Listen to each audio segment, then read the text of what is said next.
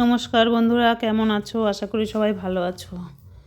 দেখো, আজ সোমবার রান্না করব নিরামিষ। তো তেলটা একটু পুড়ে গেছে, ভাজাভুজিগুলো আমি একটু করেছিলাম কিছু, তাই আলুটা আগে ভেজে নিলাম। যে কোনো পোড়া তেলের মধ্যে আলু কিংবা আলুর খোসা কিছুটা ভেজে নিলে তেলটা পরিষ্কার হয়ে যায়। দেখো তেলটা কত পরিষ্কার হয়ে গেছে।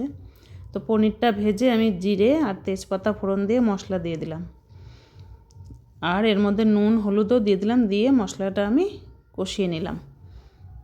তো তারপর ভাজা আলু পটলও ভেজে রেখেছিলাম, তারপর ক্যাপসিকাম, ওগুলো দিয়ে নাড়িয়ে চাড়িয়ে মশলাটাকে কষিয়ে গরম জল করে রেখেছিলাম, গরম জলটাও দিয়ে দিলাম ঝোলের জন্য।